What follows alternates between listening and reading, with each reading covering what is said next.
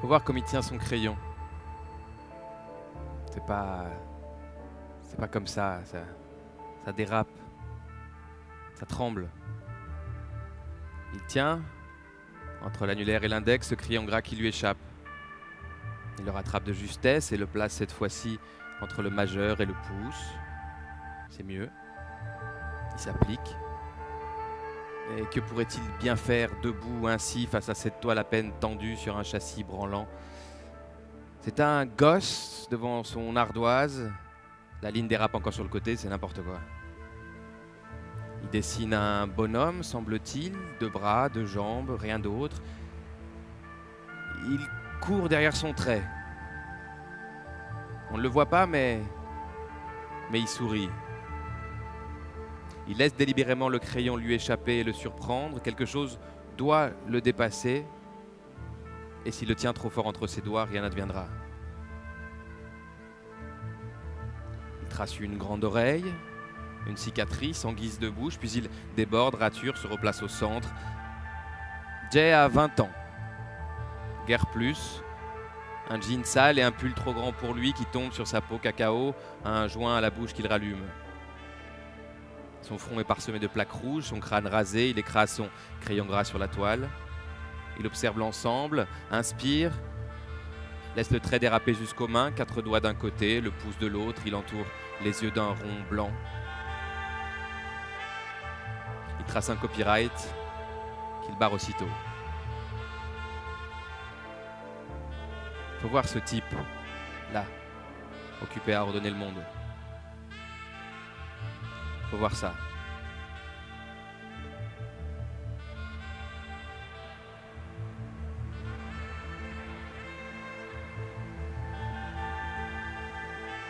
Le garçon a toujours voulu être un héros. C'est même la définition d'un garçon. Quelqu'un qui n'a enterré ni son supposé génie, ni son supposé héroïsme, comme le font les gens dès que tombent les premières feuilles.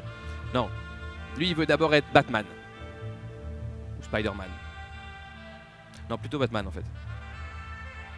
Puis il veut être Picasso. Il sera Prométhée, Elvis, Charlie Parker, Lou Reed, Bob Dylan, John Coltrane. Il sera Andy Warhol, Mohamed Ali, Jack Kerouac. Héros. Héros, on vous dit. Bon alors, tu choisis, lui dit John un soir. Tu peux être ou un grand artiste ou une grande tragédie. Pourquoi on ne peut pas être les deux? Les gens ont une opinion sur tout, semble-t-il. C'est quoi qui t'intéresse? Finir attaché à un poteau, le foie biscuité par un aigle? Ouais, pourquoi pas. Le fait de pas chier, il est prêt. Il est assis devant une grande tasse de café, au comptoir du Nightbirds, un bar à l'angle de la 2e avenue et de la 7e rue. Normalement, il préfère se tenir debout vers le jukebox et relancer My Heart Belongs to Daddy encore et encore en observant la serveuse dans son uniforme blanc strié de vert. Mais aujourd'hui, il s'est assis. Il remue sa tasse, son café est froid. Il la regarde. Il sait que c'est elle. Elle est précise dans ses gestes et sans doute punk en dessous, sa bouche en cerise, son visage rond, ses cheveux courts et noirs. Elle marche droit, mais on sent que tout pourrait partir vite sur le côté. Et il aime ça. Tout est devant lui. La fille, le café, les années. Il n'a rien fait encore, mais les choses sont là et il les veut pour lui. Le café, la fille, les années. Le café fini, la fille est à ses côtés. Il lui faut une alliée. Ce sera elle qui disparaît derrière le bar.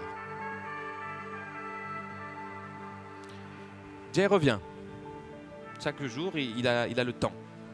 Il revient et il commande dès qu'il a ramassé assez de fric par terre ce qu'il y a de plus cher. Un Jameson, tiens. Check, s'il te plaît. Elle lit au comptoir le numéro de mars de Vogue. Elle se lève, dépose le magazine sur la petite table, lui sert son verre en évitant soigneusement son regard. Et il repart, il revient. Elle voit ses longues mains aux doigts fins, comme exagérément étirées de phalange en phalange, qui pianotent sur le comptoir. 2 os saillants ponctuent le poignet parfaitement lisse. Elle finit par lever les yeux.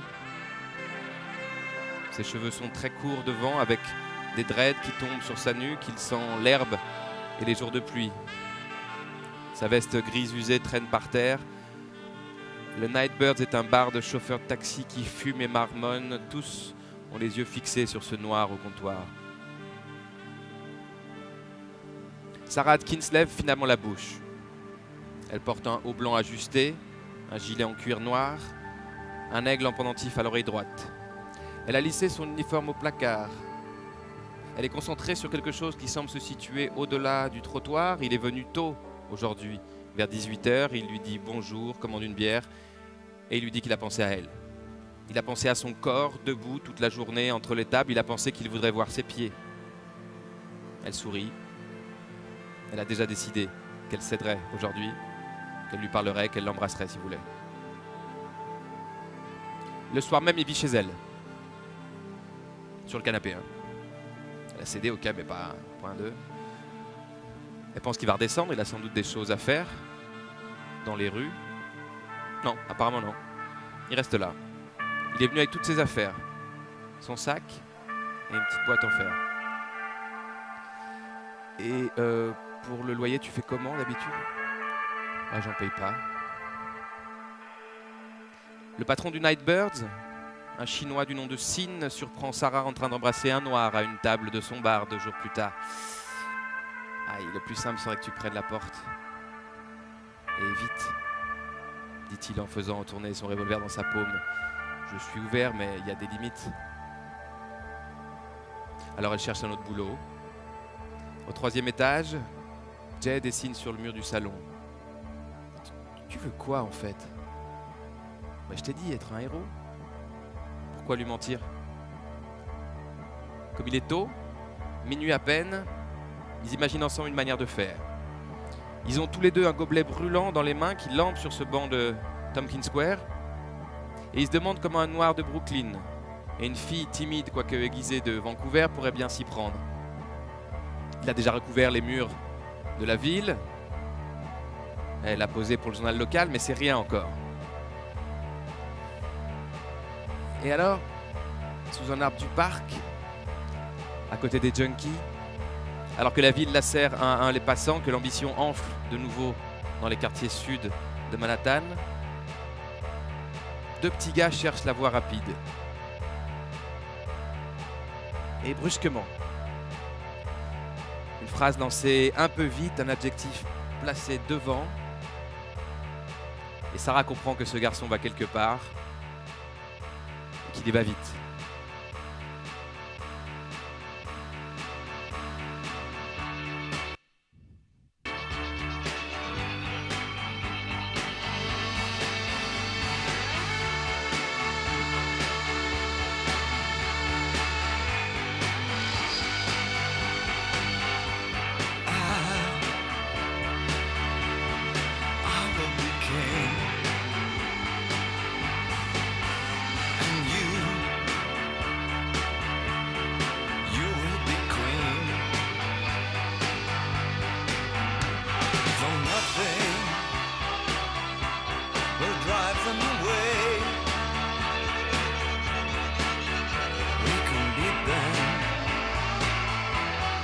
Just for one day,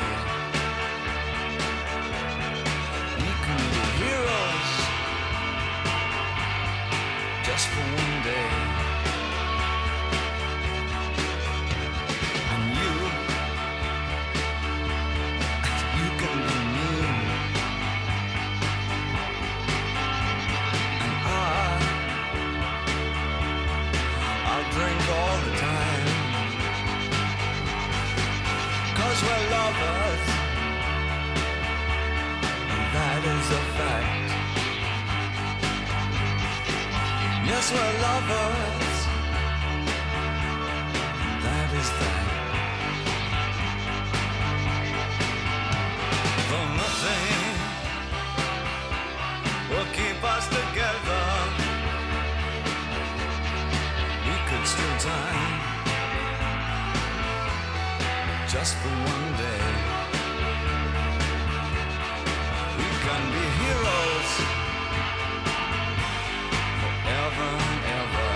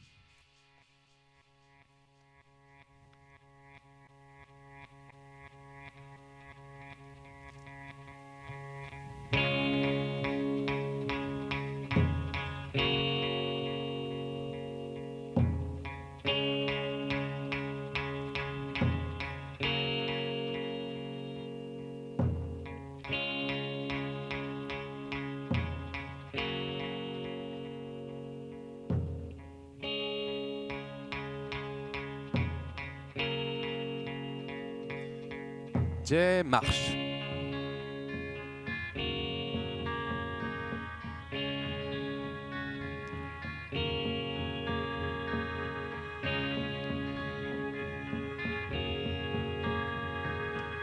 À l'angle de la 37e, à 2 pas de Penn Station, il passe devant un cinéma permanent. Il voudrait rentrer, mais il a tout son barda sous le bras, son âge, sa couleur. Laisse tomber. Il avance. La ville pétarade comme tous les jours. Il ouvre la bouche et avale pute, dealer, Mac, odeur de poubelle, quincaillerie, hot dog, cris, poussière des ravalements de façade et pots d'échappement. Les enseignes palpitent devant lui. New York, 78. La ville est au bord de la faillite. Il pleut sur les terrains vagues, c'est ruine sur ruine dans les fumées sales, d'Alphabet City jusqu'à Greenwich Village, les immeubles tombent à terre. La dernière goutte perle encore sur la seringue abandonnée, les billets se froissent et se glissent dans la poche. Promoteurs mafieux et dealers d'héroïne, corrompus de toute voilure qui s'agitent dans les odeurs de caoutchouc brûlé. New York, 78. On ne s'arrête pas au carrefour.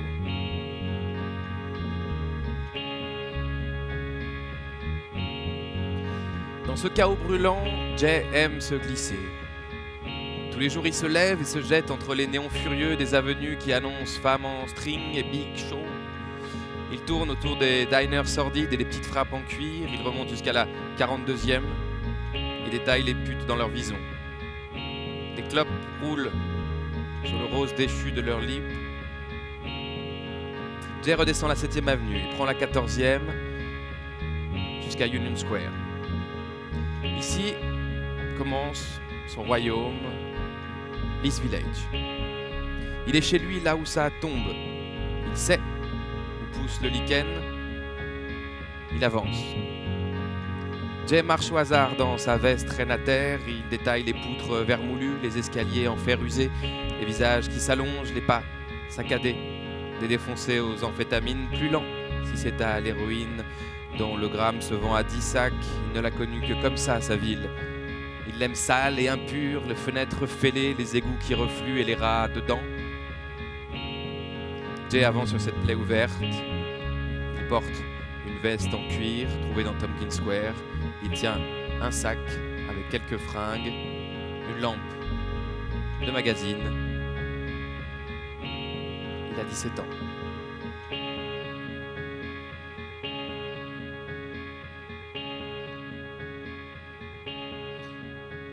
Et la nuit,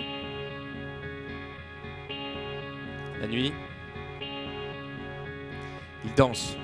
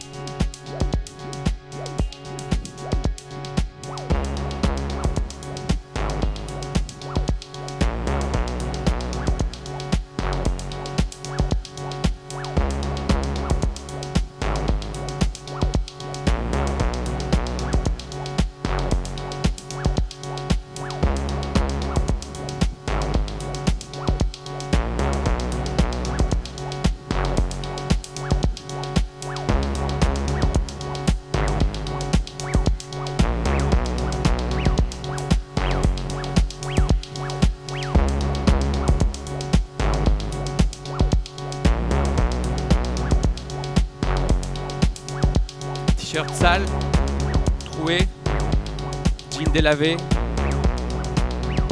Il danse.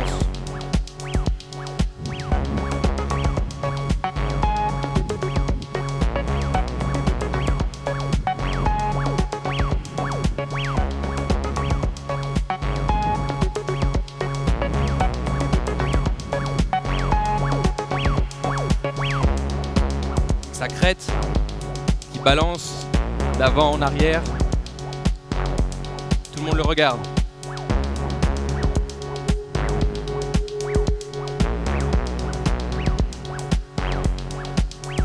Créature des sous-sols, l'enfant et son costume d'école est devenu un clochard comme un autre.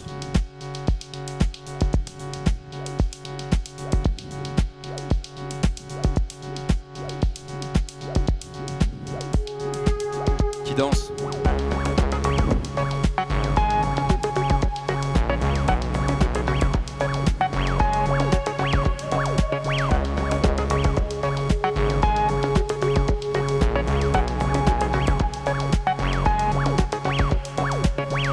Autour de lui, ça hurle, ça crache. Il part aux toilettes, ouvre la bourse, renifle et ressort.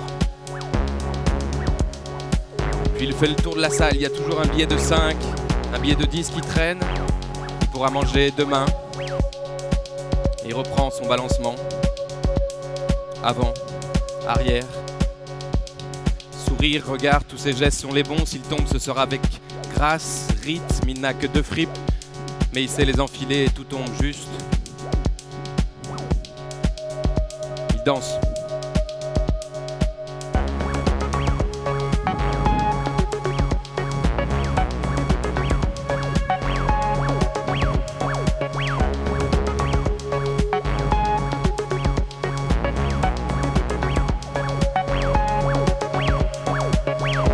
Grâce ou pas, il faut dormir quelque part car ça gèle dehors.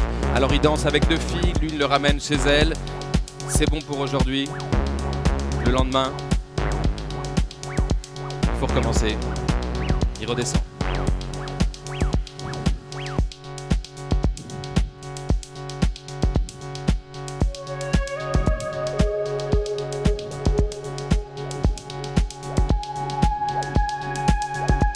Il dort dans des salles de cinéma, sous le porche d'un immeuble, dans un recoin des bois de Central Park, d'où le chasse un gardien. Il se pose quelque part et il dort. Mais vite, vite, il trouve une bande. Ils doivent être 500, New York c'est 2 maintenant. Ils dansent dans les mêmes clubs, le Mud surtout, ils traînent dans les mêmes parcs. Tous veulent être artistes, chanteurs, DJ, on ne travaille pas. On polie sa technique dans le salon d'un pote parti en voyage. Et le soir, on va lacérer des guitares au CBGB, on va danser jusqu'au matin au loft. On court au studio 54 qui vient d'ouvrir et réunit pour la première fois blanc, noir, le maire et Grace Jones, les punks de St. Mark's Place et les garçons chics de l'Upper West Side, Michael Jackson, Truman Capote, Patti Smith, Gloria Gaynor. Le punk rock vient de naître, le hip-hop grandit, le disco aussi. Et le soir, Jay danse.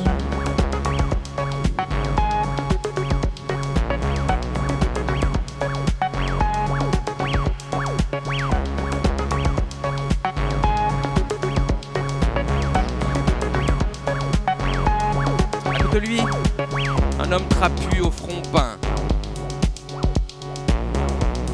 Klaus Nomi n'est pas beau, il a ce torse rabougri avec une tête ovale par-dessus, mais quelque chose vibre en lui que Jay a senti. Le garçon possède ce corps radar qui s'électrise au moindre contact, la délicatesse autant que la puissance, la douleur ou l'extravagance le brusque. Jay dort ce soir-là dans son lit, sur l'avenue A. Et au petit matin, il attrape son sac et repart. Toute chose le lasse vite.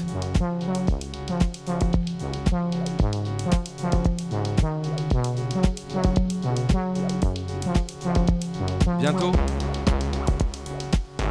on ne distingue plus Jay des rues de sa ville. Teinte grise, manière cool et saccadée, magma intérieur et vitesse d'exécution.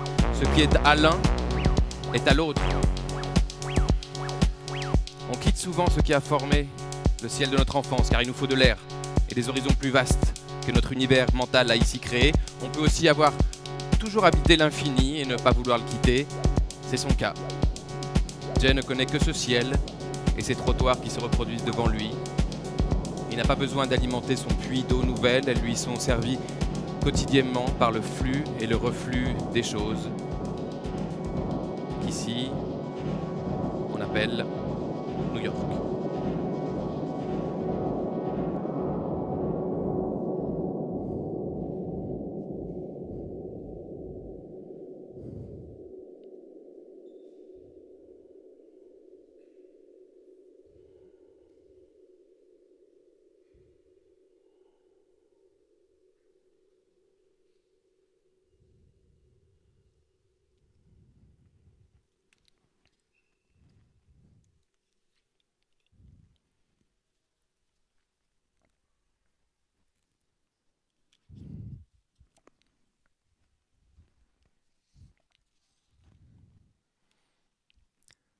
Le garçon danse dans son pantalon pyjama.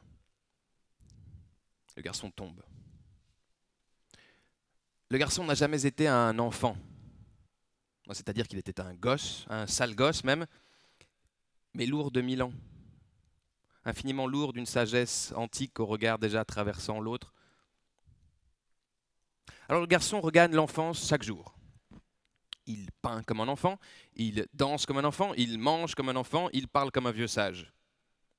Le garçon est à peu près tout et son contraire. Vorace, éteint, joueur, désespéré, exubérant, introverti, délirant, grave, idéaliste, cynique, dément, stratège. Il n'aime pas l'entre-deux, l'indécis, il y va. Le garçon est hautement romanesque. Le garçon est sorti de l'imagination du garçon. C'est sa plus belle création. Mais fais gaffe, garçon, ça glisse aussi dans la fiction.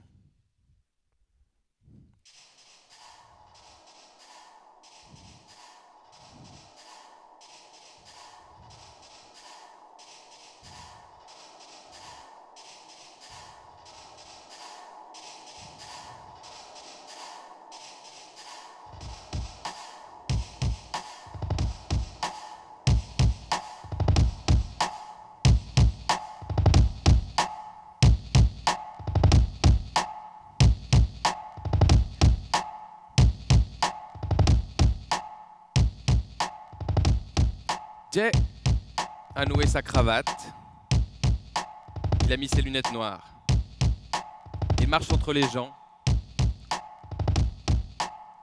C'est sa plus belle exposition à ce jour. Dans la galerie d'Anina Nozay elle-même, on est en mars 1982. Ça y est, il a gagné. Il a tout fait sans reprendre son souffle et il est là maintenant. Ses toiles se vendent entre 8 000 et 15 000 $. Il vendait des cartes postales dans la rue il y a 2 ans. Il vit dans un loft aujourd'hui.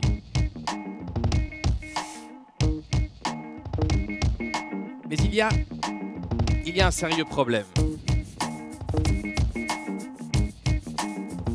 Un jeune homme de 21 ans, de Brooklyn, qui peint, invente, sidère, qui est beau, qui ne sait pas dessiner, qui est arrogant, drogué, insupportable, qui irradie avec des brûlots sans haut ni bas. Non. Tout ça est trop. C'est une farce. C'est une mascarade. Parce que pendant ce temps-là, il y a des gens qui bossent.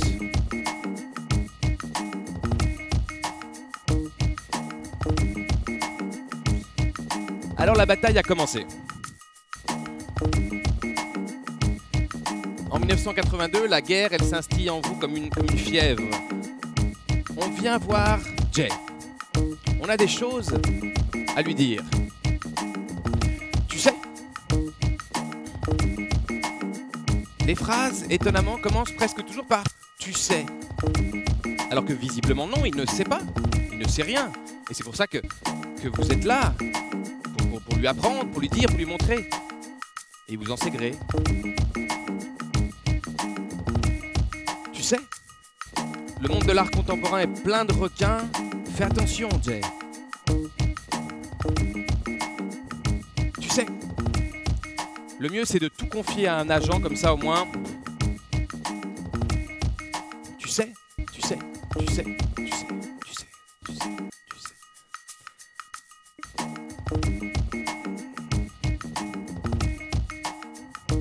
Des voix l'entourent. Jay est bien là, pourtant pas mort du tout. Il marche à côté d'eux, mais il les entend déjà comme depuis son tombeau.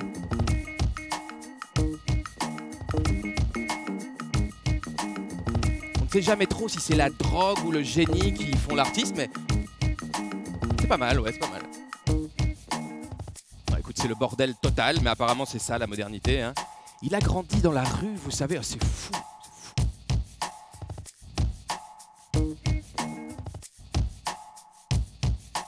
On sent vraiment l'art africain, hein. Il y a une influence très nette des arts primitifs.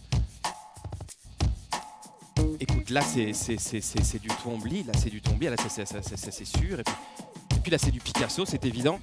Ah non, non, non, non, non, non, non, non, non. Alors je ne suis pas du tout d'accord avec toi.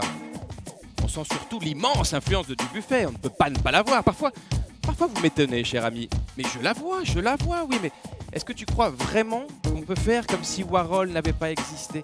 Mais qui fait comme si... Bah toi, là, justement, toi. Tu me fatigues, Paul. Fatigue.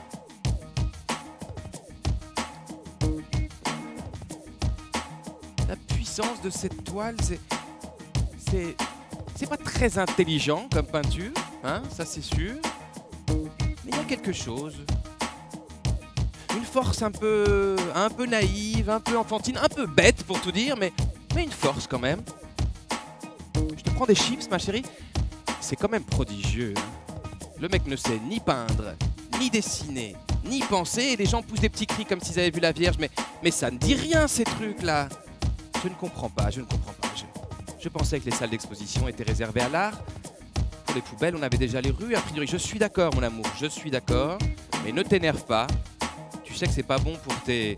Non, ce qui saute aux yeux, c'est le vaudou.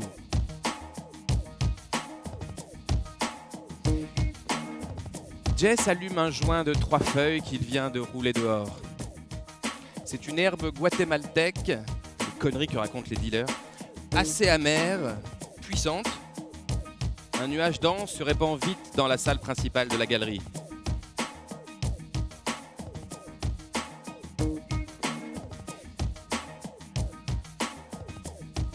Je ne comprends pas les mots là.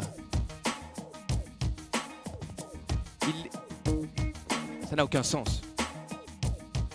Sel, parasite, Moïse, 2 millions.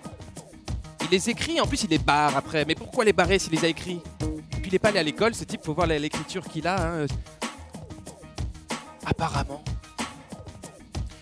il est noir. Finalement, c'est pas étonnant. Hein. Il y a un côté fouillis, et puis... C'est pas propre, on peut pas dire que ce soit propre. Alors attends, me fais pas dire ce que j'ai pas dit, hein. Je dis juste que ça m'étonne pas, c'est tout. La peinture, finalement, c'est comme le 100 mètres. Il y a les blancs et il y a les noirs, c'est comme ça. De la peinture. Quand même, il en faut des couilles en 1982 pour faire encore des tableaux. On sait bien que c'est mort depuis longtemps, cette histoire-là. La figurative, c'est quoi? Duchamp l'a tué en 1913, il vient de sortir de sa caverne ou quoi, le mec? Ouais, puis quelle peinture, tout est de travers. Écoutez, c'est simple, le monde de l'art est plein de gens de gauche. Pour commencer. Ils ont bien senti qu'il était temps de donner un petit coup de pouce aux minorités ethniques et sociales, hein? Et voilà le travail. Mais ce jeune homme ne laissera aucune trace. C'est certain, tout ça n'est pas sérieux. Moi, ce que je vois là, c'est un gosse qui dessine des enclumes, des silhouettes, des fusils. Hein? Mais des fusils qui n'en sont pas, des sous-fusils, des esquisses molles de fusils. Ce que partout, dans toutes les langues, on appelle des gribouillis. Bon ben voilà, faut dire le mot. Moi, c'est celle-là qui me plaît, là. Celle-là. Alors, je sais pas dans quel sens il faut la prendre, mais il y a quelque chose. C'est une mode, c'est tout. Et comme toutes les modes, elle passera.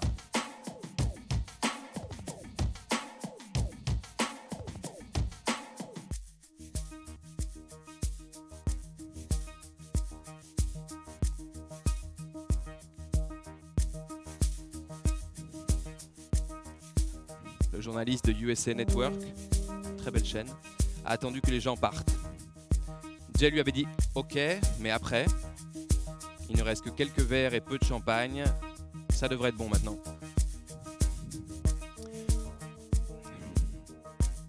Monsieur Basquiat? Je m'appelle Jay. Très bien. Je peux vous poser quelques questions?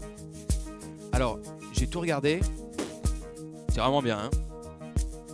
C'est vraiment bien. Alors, pour mon papier, pour nous aider un petit peu à situer, est-ce qu'on pourrait dire que vous êtes une sorte de, je sais pas, d'expressionniste primal? Vous voulez dire comme un primate? Comme un singe? Non, je voulais dire plutôt pour la puissance, vous savez, l'instinct. Ah oui, c'est ça. Non, mais j'ai quelque chose dans l'animal, vous savez. Ok, le journaliste reprend son souffle et son micro. On va repartir d'un meilleur pied. Bon, alors, prenons un exemple, peut-être un exemple précis. Alors, là, celle-là. Dites-nous comment ça se passe. Quoi? Eh bien là, cette peinture-là. Quoi? Mais je sais pas comment vous vous y prenez, par où vous commencez. Je commence par le début en fait. Ok. Et après comment ça se passe? Après je continue. Mais je veux dire comment les éléments s'organisent-ils en fait? Pourquoi ces inscriptions là par exemple? Ce sont des noms d'empereurs romains. Ok. Et pourquoi? Et pourquoi pas? Je veux dire qu'est-ce que ça signifie? Ok, bon, imaginons une seconde, je sais ça va pas être facile, il va falloir un petit peu d'imagination, que je suis pas ce type à casquette des New York Giants, mais je sais pas, Bacon, vous voyez Bacon? Ou Rothko, hein? Est-ce que vous lui demanderiez à lui pourquoi il a mis cette tache de bleu là et pas ici? Parce que là c'était bien aussi. Et pourquoi du bleu d'ailleurs?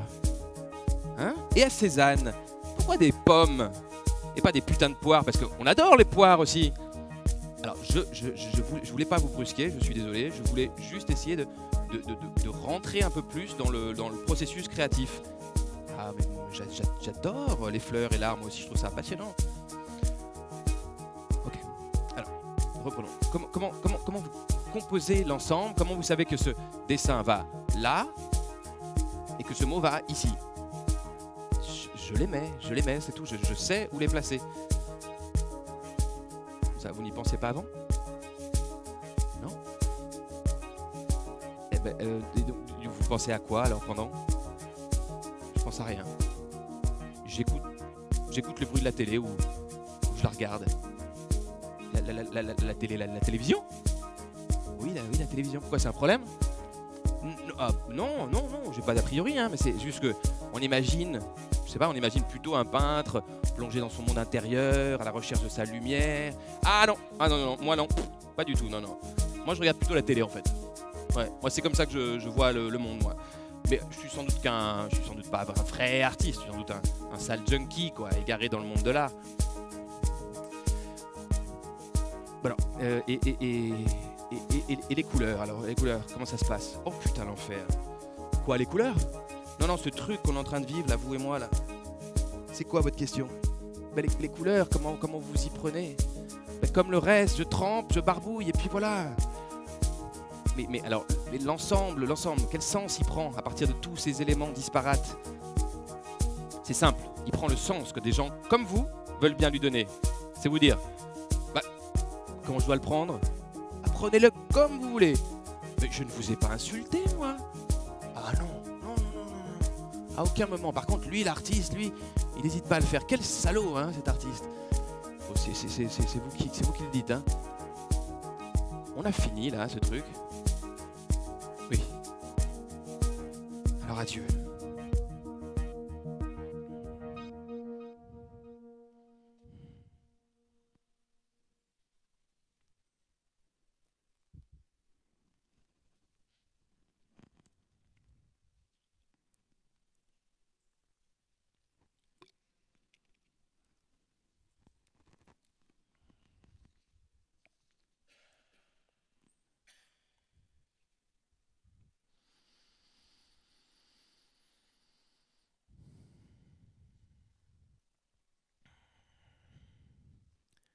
On est sans doute que peu artistes, justement, sans l'ambition insensée de vouloir tout faire rentrer dans sa caméra. Quand bien même on filmerait qu'un caillou sur un chemin, que la bouche ouverte d'une putain, on veut, sans peut-être toujours se l'avouer, que le détail tienne pour le tout et que l'air rance ou grandiose des choses entre par quelque porte que ce soit. Mais là c'est encore une autre histoire. Le garçon capte.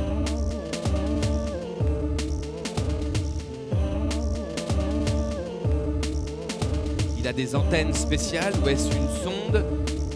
Il saisit le monde entier et il le jette en vrac comme ça sur son bout de bois. Tout, absolument tout. Rire, peur, cris, vision, insultes, infamie, flèche, coyote, Casanova, Nixon. Internet n'est pas encore arrivé, mais c'est déjà ça.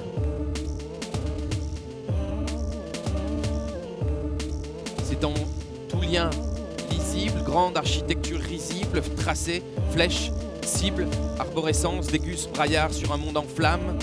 C'est tout relié. Enfin.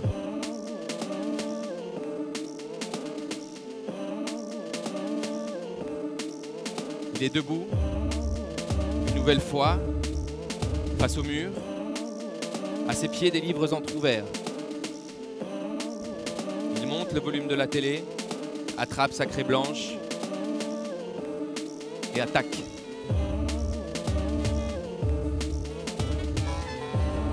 Nord lointain, Moyen-Orient, l'œil télégraphique, pommade pour soigner l'âme, copyright. Benjamin Franklin, aorte tranchée, net, bim, bim, bim. De nombreuses légendes parlent de pays, de voyages vers des pays de mort. De tous les coins s'élèvent vers lui des phrases. Il entend le bruit, tous les bruits, le temps. Les femmes qui crient sur les fleuves, les corps qui plongent, le bâton qui s'abat. On a retrouvé le revolver qui a tué John Lennon, software, hardware, Marie-Antoinette, Gengis Khan, l'origine du coton, pétrole, gazoil, ceci n'est pas à vendre, ceci n'est pas à vendre. Bataille de Saint, immoral, terminal, 200 balles. Il est dans la matrice, il écrit. Poudre noire ne pas renversée, inventaire de la photocopie, une mort solitaire, vestige d'alcool sur peau affable, soleil noir, 600 millions de dollars. Il écrit Leonardo da Vinci pour inviter l'histoire au banquet et y rentrer lui aussi. Champion du monde, poids lourd, au point, reste d'engin sur terrain. Est-ce qu'on demande à Miles Davis comment il fait, lui? Il allume le monde et renverse tout.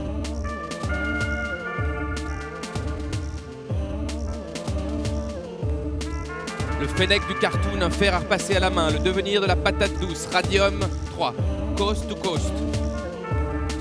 Il n'y a absolument aucune règle, aucune logique, aucun soubassement. Le monde est ce chaos brûlant, réacteur, infâme et trouble, et sa toile devrait quant à elle être immobile. Ses mains bougent, son cœur pompe, les centrales éclatent dans les îles du Pacifique. On doit aller vite si on veut. 85% Malcolm X, usine haïtienne de gants de baseball, chaise électrique carillonnante, Vasco de Gama 1469-1524. L'homme a flotté longtemps sur le fleuve noir. Toutes les sources sont ouvertes, les mains aussi.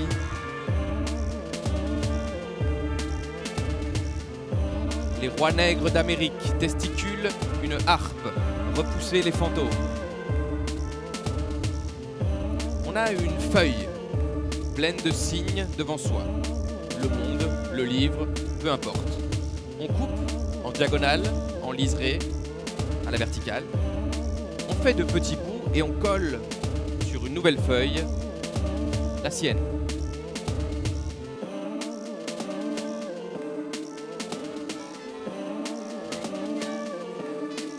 Des liasses pour acheter les sauvages, cette note pour toutes les dettes publiques.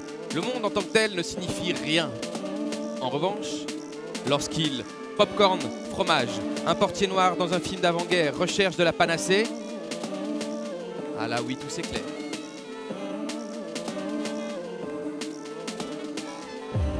Zoulou sur tarmac, Platon vous parle en direct de la fin d'un monde. C'est un DJ comme un autre. Il laisse tourner les platines et il scratch. Basquiat est un DJ comme un autre.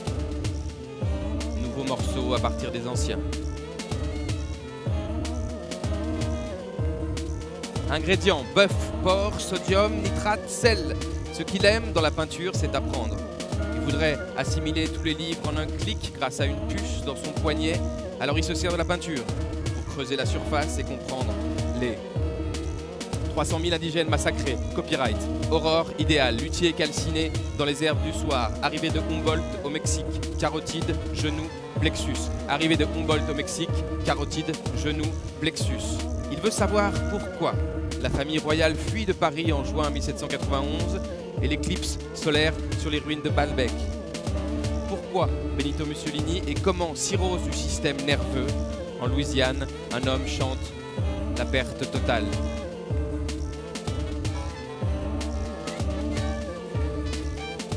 Lincoln, Jésus, Hannibal.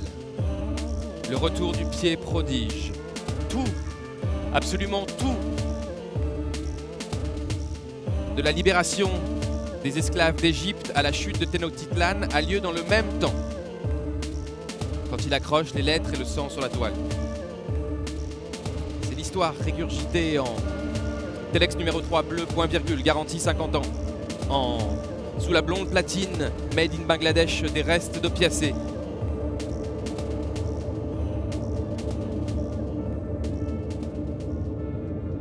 Et jusqu'à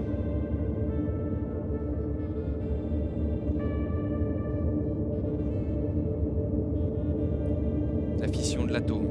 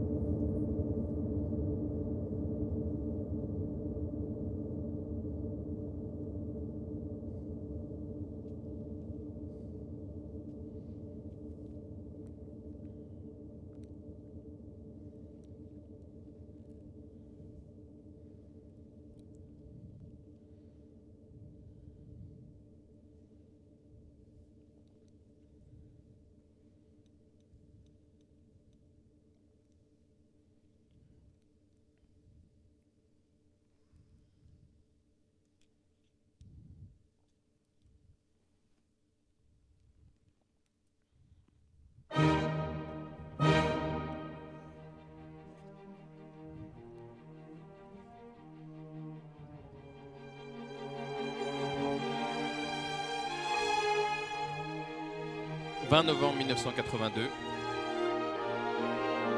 Il veut raconter aujourd'hui l'histoire d'un homme. Il trace ses os en bleu, il creuse les veines qui sillonnent sous la peau. Il s'attaque aux organes.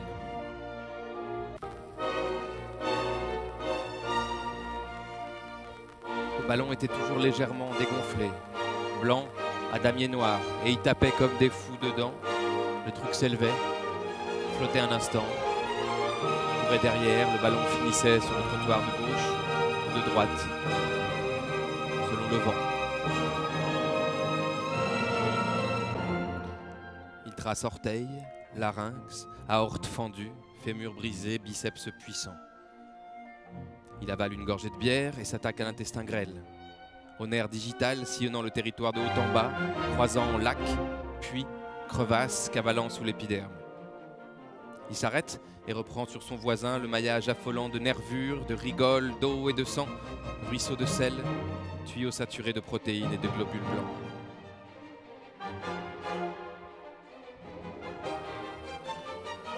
Il jouait tous les jours à 5 heures, la sortie de l'école et le square pour eux.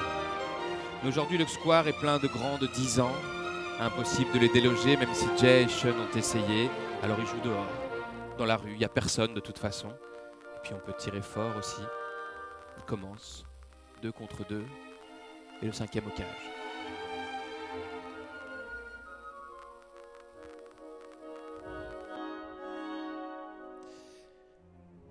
il ne voit pas vraiment ce qu'il pourrait dessiner sur la peau.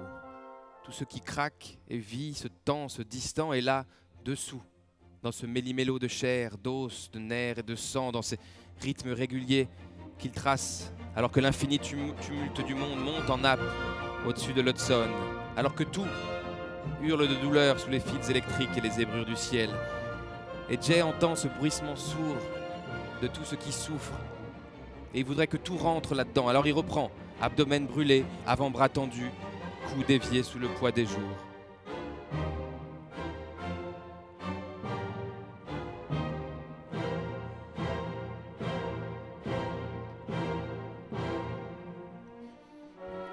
Jay avait tapé fort.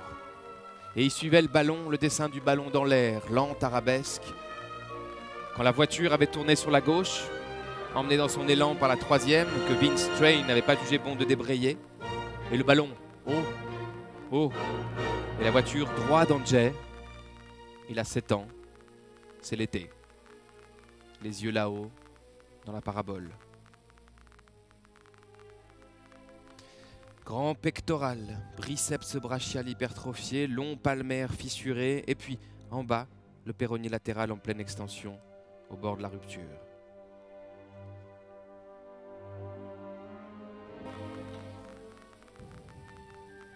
La carrosserie s'enfonça dans le bas-ventre. Abdomen, foie, rate, pancréas, estomac, tout partit vers l'intérieur.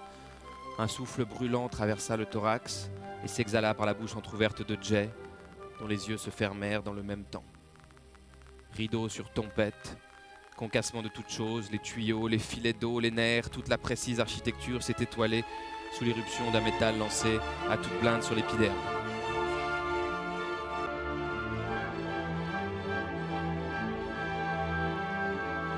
Et Jay a 22 ans à présent. Et il s'écarte avant de revenir à la charge sur la droite. Il voudrait là un personnage à disséquer plus profondément, du diaphragme au cerveau. Il trace le type à traits vifs et grossiers, il l'étale sur le brancard et il éviscère. Les mains prunes, il dépose dans ce tombeau à ciel ouvert le côlon ascendant, tout poisseux encore, la vésicule biliaire, l'intestin grêle. Il désenclave le foie et le pose sur l'ensemble. Il a l'homme devant lui, étalé.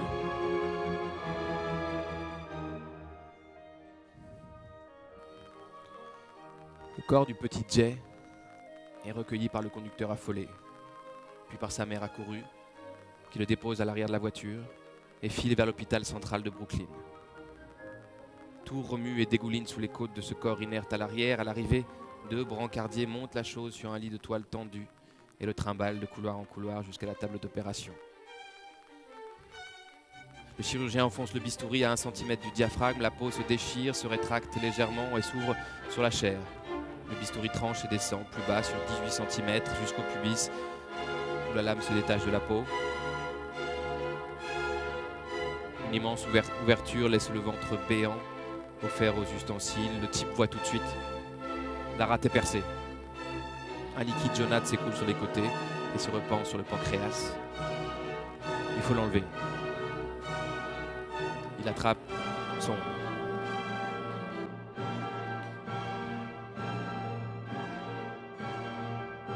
Jay a envie de dépioter ce cœur-là et de voir de quoi il est fait. Qu'est-ce qui bat là? Pourquoi? Résoudre peut-être le mystère. Pourquoi le sien, toujours fort comme ça? Pourquoi si ça brûle pas assez, il sent rien? Comment ça fonctionne, quoi? Alors il met une nouvelle fois la main dedans et perce l'aorte de part en part. Délicat petit récipient rouge vif tranché en 2, puis 4 oreillettes bleues.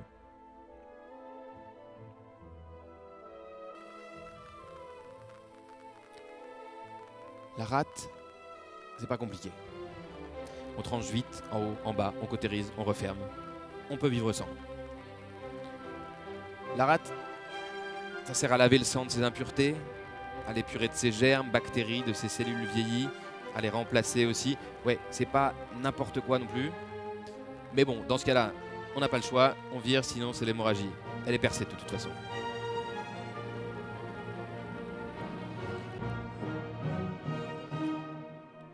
La tête, c'est pas le moment, il s'y perdrait. Il a surtout envie de savoir ce qui peut se passer dans ce bras, là, sous le brachio radial. Trancher la grande masse musculaire de l'épaule au niveau du deltoïde, fissurer et voir comment le bras bouge sans ça, plongé dans le muscle à vif, tendu comme une harpe.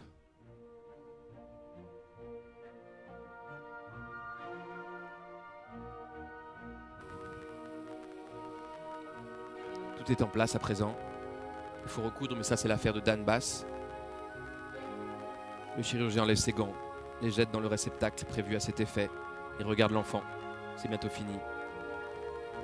Il pousse la porte pressurisée.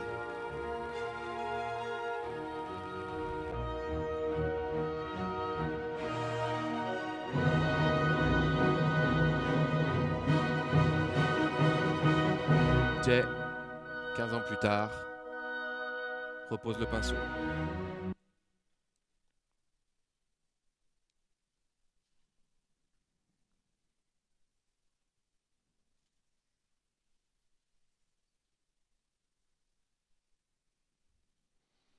Lorsqu'il rouvre les yeux, il est allongé dans un large lit blanc. Sa mère lui sourit et prend sa main. Je suis où là? Tu es là avec moi. T'inquiète pas, tu as eu un accident mon chéri, mais tout va bien. Il a mal partout. Il sent le sac de chair et d'os qui pèse sous lui. Il porte une blouse blanche rayée. Sa mère l'embrasse sur son front. Jay avance une main vers son ventre qui le brûle. Non. Elle lui dit, on t'a ouvert mon chéri, mais t'inquiète pas. T'inquiète pas, on t'a enlevé que quelque chose qui servait à rien. Et puis je t'ai apporté un livre. T'as apporté un livre, mon amour, un joli livre avec des dessins. C'était quoi cette chose qui sert à rien? De spleen, elle dit, la rate. C'est un joli nom, mais tu vivras très bien sans. Il inspire. Le sac d'os et de chair se tord, sa bouche aussi. Jay repart d'où il était venu. Vivre sans spleen, si seulement elle pouvait avoir raison.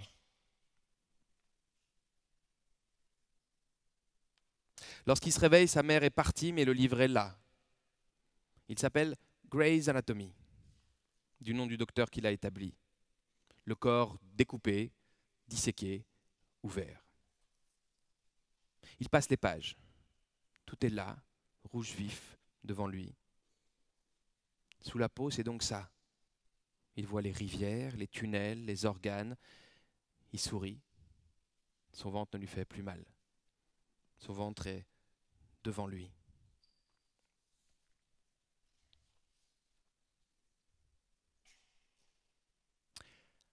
Alors il s'est remis en route.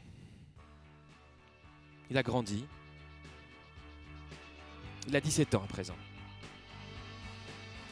Notre héros 20e siècle a un creux.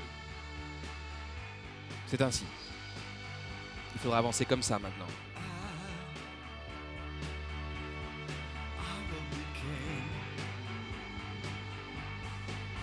Le héros un jour s'est réveillé trop tôt. Il a trouvé un monde sans Dieu, sans terre ferme, avec l'horizon moite pour seule perspective. Il s'est mis en route malgré tout. Les emmerdes commencèrent.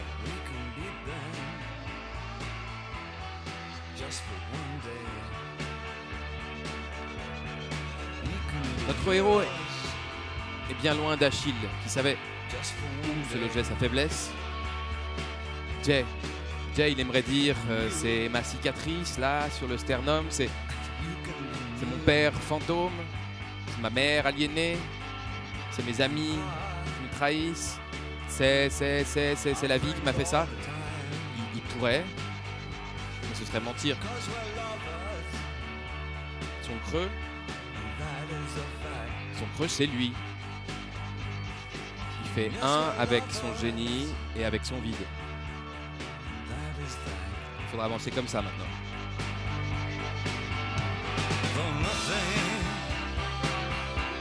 Will keep us together. We could steal time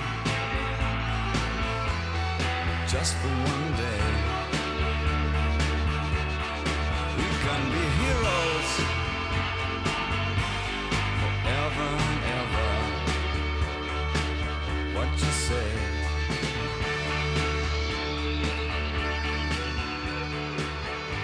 creux c'est lui. Il fait un avec son génie et avec son vide. Il faut avancer comme ça maintenant.